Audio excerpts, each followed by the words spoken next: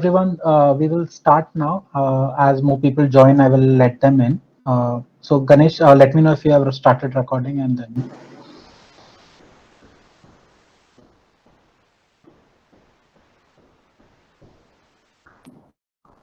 All right. Thanks everyone. Thanks for joining the webinar.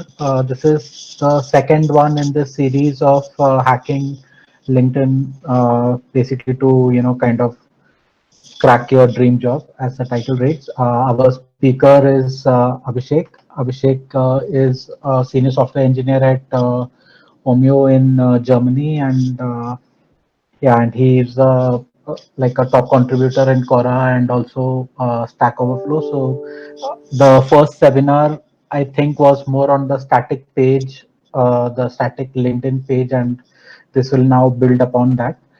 We received quite a lot of feedback, positive feedback on the first one, so we thought of completing this also. So yeah, just some ground rules. Please stay on mute. If you have any questions, you can put it on the chat window. I will try and put them up to Abhishek, and we should be done in say around 30 to 40 minutes, and then we can open up for more questions. All right. So over to you, Abhishek.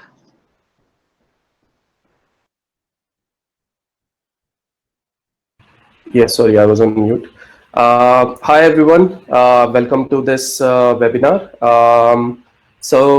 It was, we had this part one of this webinar a few weeks ago, and this is the second part. So I will give you just a quick recap of what we have learned and what are we talking about here. So this is about LinkedIn growth hacking. So I already explained what is LinkedIn growth hacking in my last webinar, but I will just give you a brief idea about this.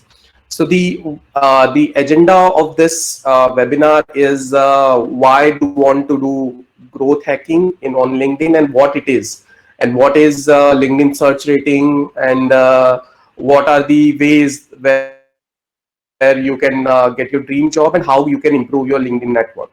And I will also tell you about the importance of all of these terms.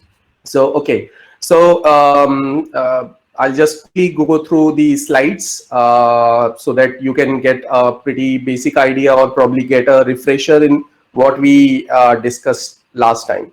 So this is my basic intro. You will get the slides anyway. So you will get my contact details, how to contact me, and everything related to this. So plus this video will go on YouTube anyway. So yeah, so I will just quickly go through that. Yeah, and we are not gonna discuss how to clear the interviews, what kind of interviews will be there. What we are gonna discuss is basically how to get interviews, like how to score interviews. So anyway, and we are not gonna talk about what are the processes after you get the interview. So we are just gonna talk about the how you can get visibility based on your LinkedIn profile to the recruiters and recruiters of your dream job.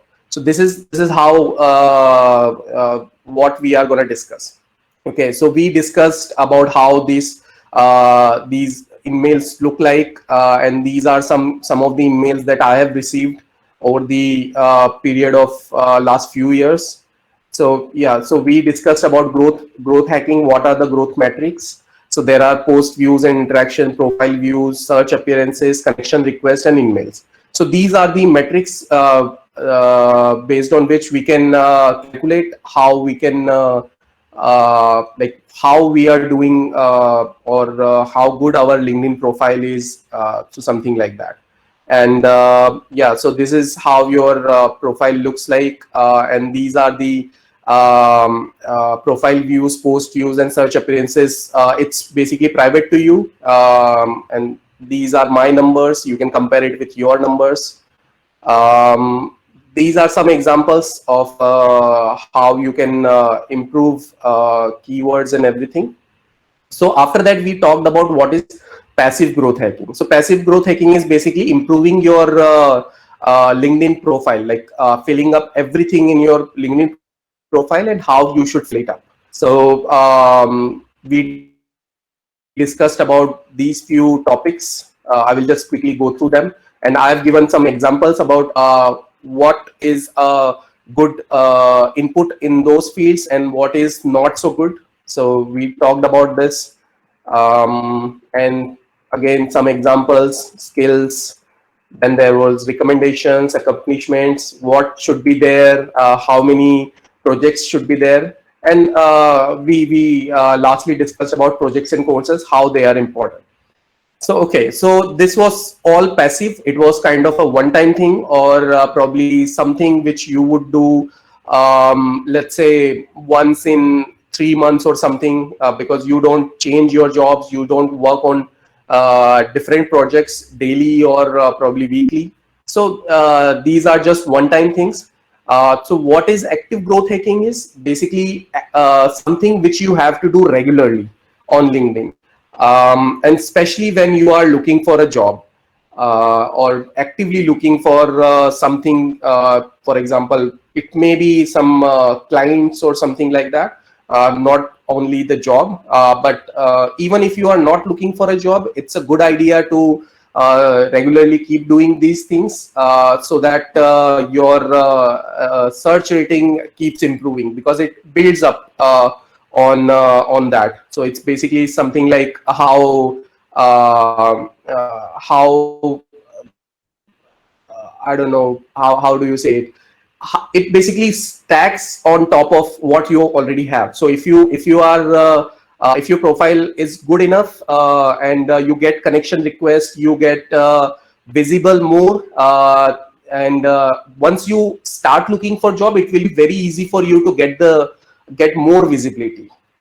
Okay, so I think I'm making sense here.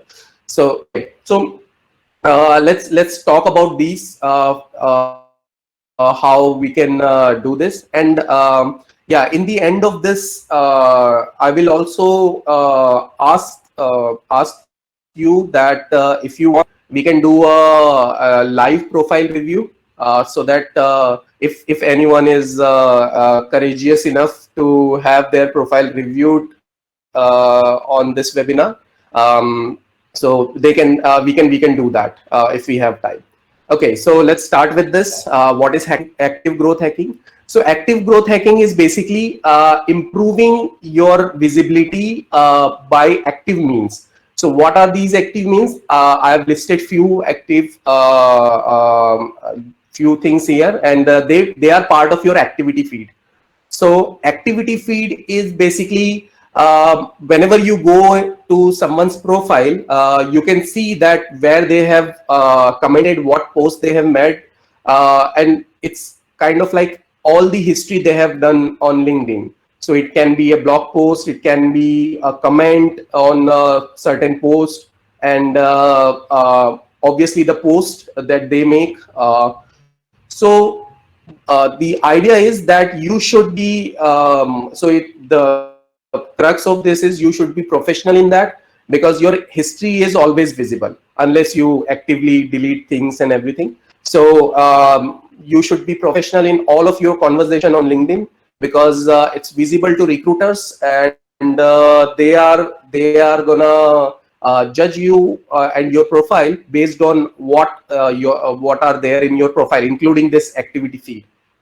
So what are the things that are included in activity feed? So there are first of all, it's post, whatever post you make. So what kind of post do you should you make, should you create? So I've given some ideas. So first of all, it has to be progressive.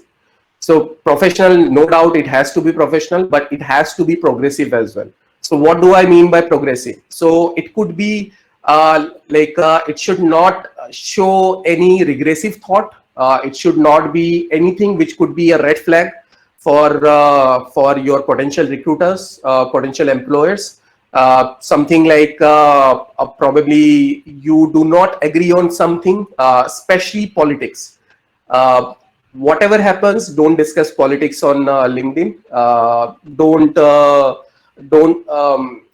don't go into controversial things unless you know that you are on the right progressive side. So but sometimes we are not the best judge of whether we are right or not. So just don't go into controversial posts. This is kind of like no-brainer, but sometimes I have seen people doing that. So don't go into that. This does not look good on your profile.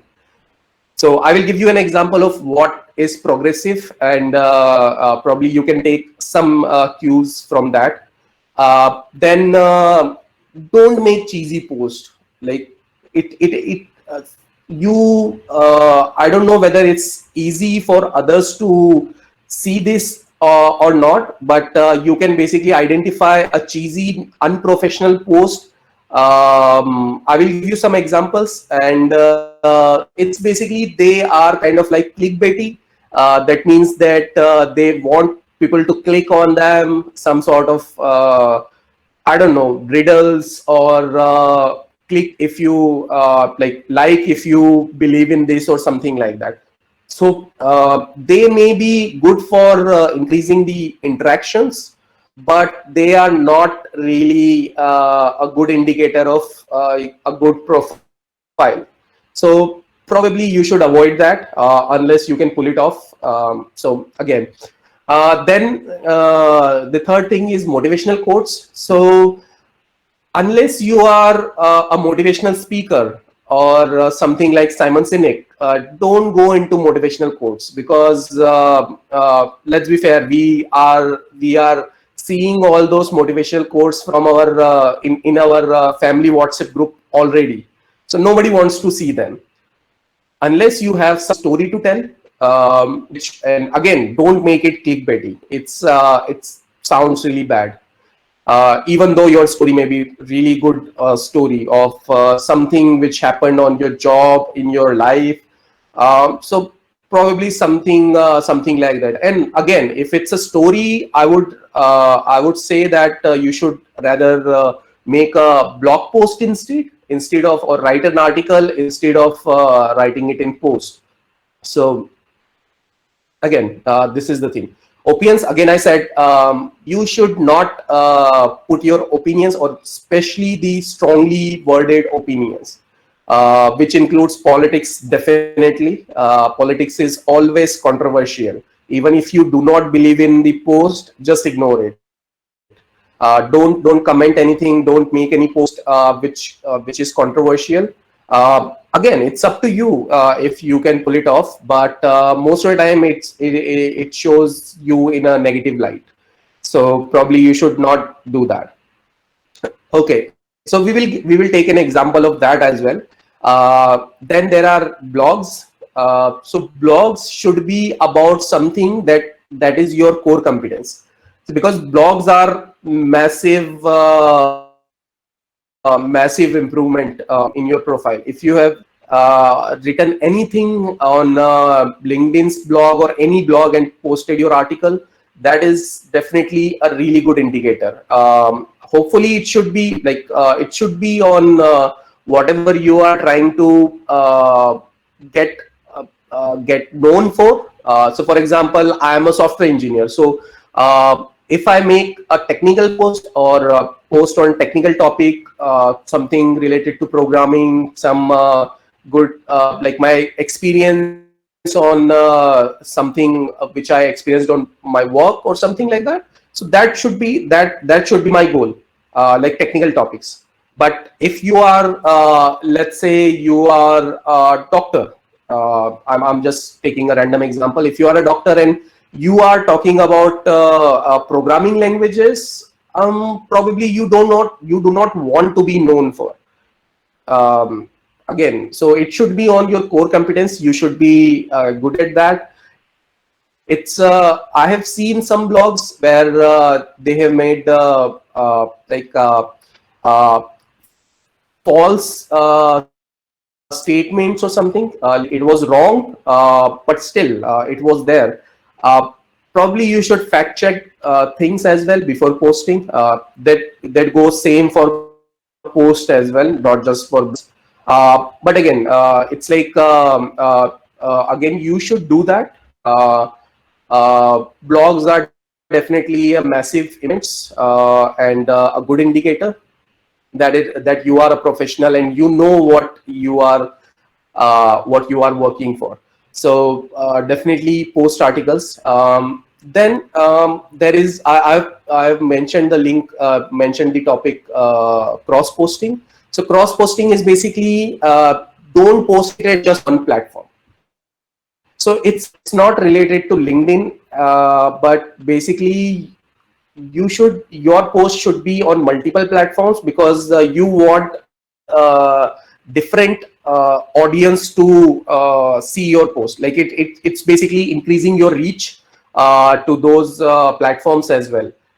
So for example, Medium is a really good platform of choice. So what you can do at bare minimum, whenever you post anything in your blog, uh, cross post it on Medium as well as on LinkedIn.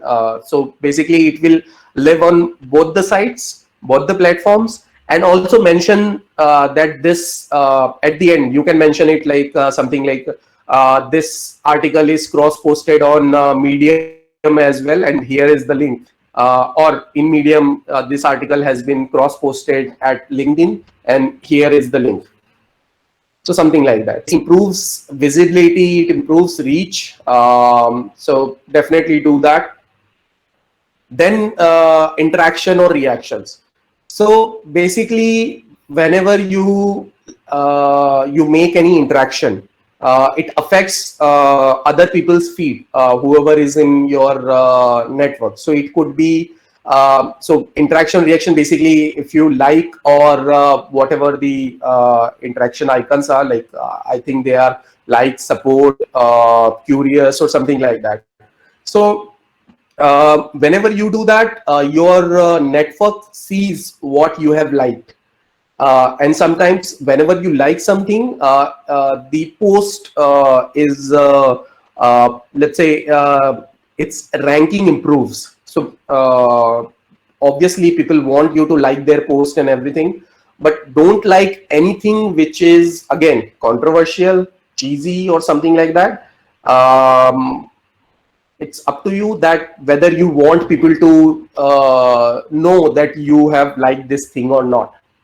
Because on LinkedIn everything is visible. In fact, if you visit someone's profile, they can see that, so that you have visited their profile. So everything is transparent and visible on LinkedIn.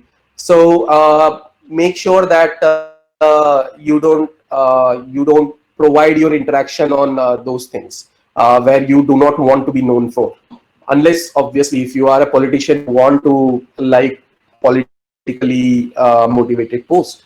So but I suppose you are not, so probably don't do that.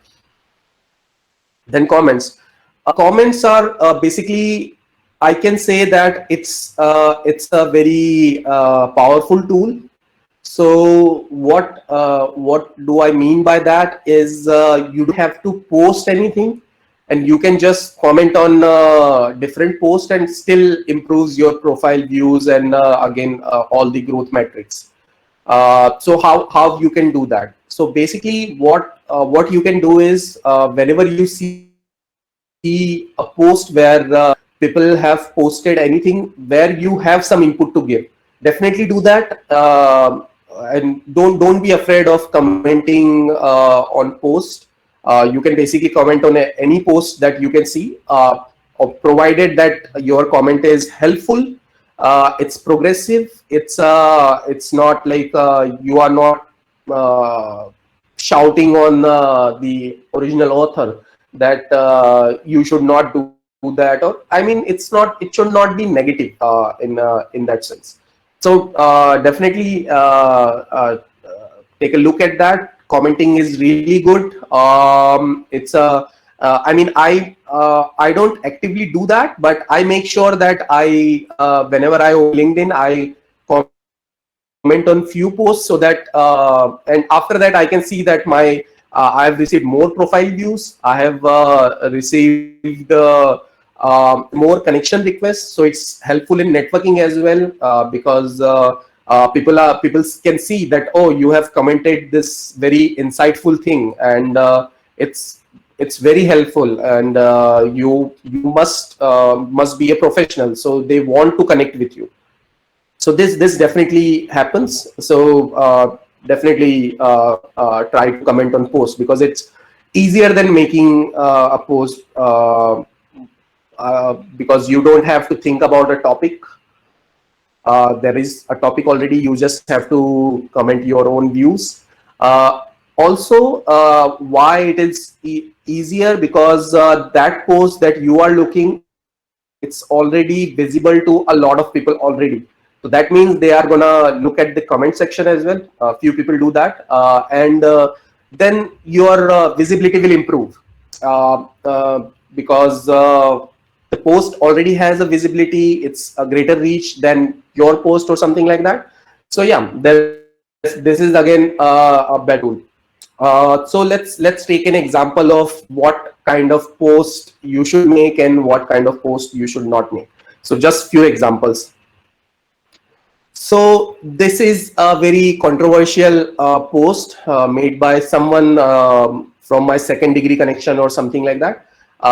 So it mentions that if you don't actually have to read that, I will give you a summary. So it mentions that if you are speaking English and you are in a English speaking country and you are non-white, then your accent has to sound like a native English speaking person. So that was like was made on his post, and people basically argued about that. It was not so what we can say, helpful post or progressive post or something like that. But as you can see, he has received more than 1,000 interactions and 148 comments. So that means that it increases interaction. So if you make anything controversial, the interactions and comments will increase, but probably you do not want to have that post sitting in your activity feed or in your profile's history. So I would suggest to ignore that, because you don't want recruiters to see that. So next thing is, I abhor these kind of posts.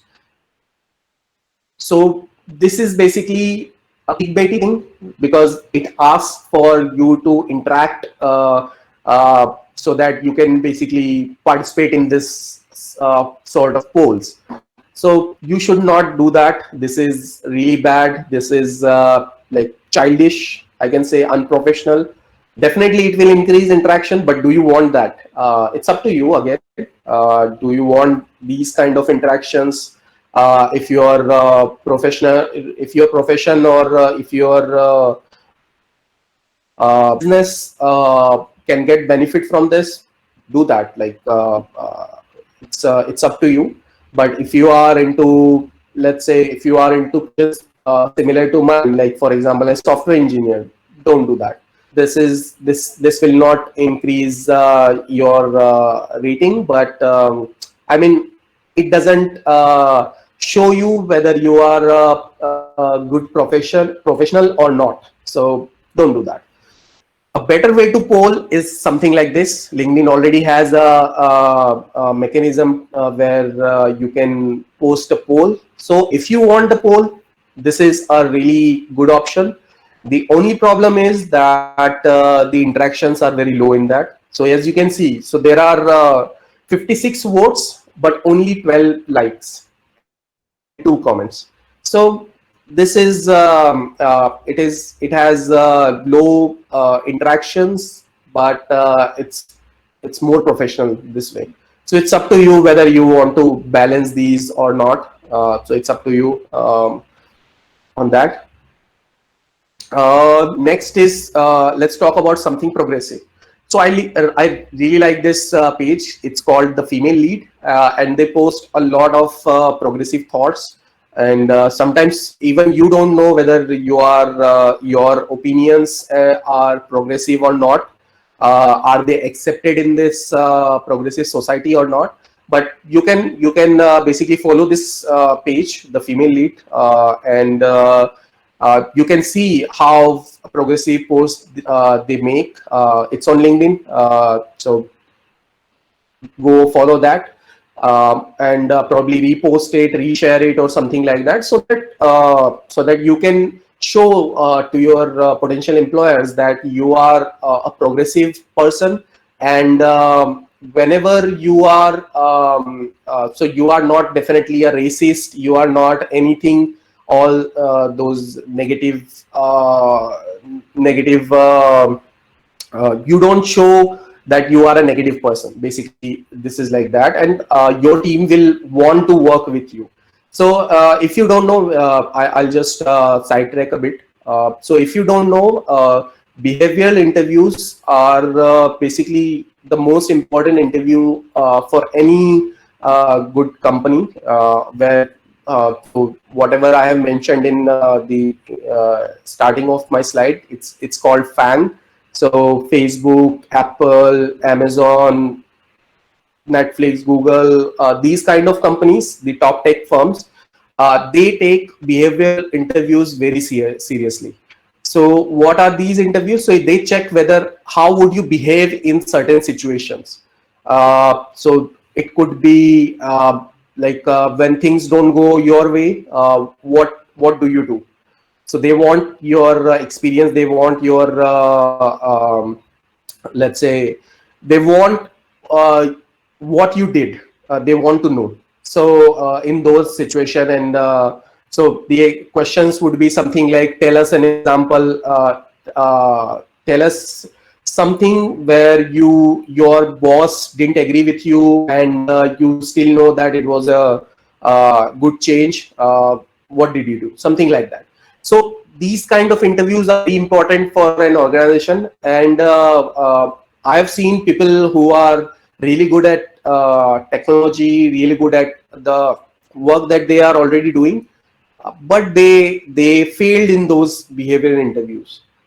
In fact, I've been part of that as well. Like, I have failed in a few behavioral interviews as well, even though I can say that I was misrepresented, but still it was it's very important for an organization. So when you show a progressive post, when you show that you are a progressive person, uh, definitely it gives those recruiters some confidence that you will pass those interviews, basically. So, and they want to work with you. So take this seriously, and don't put your profile in very negative light. This is that's why I've given an example of this page, that you can take examples from that page on what's progressive and what's not. So something like that. Okay, let's move on to that. So next thing is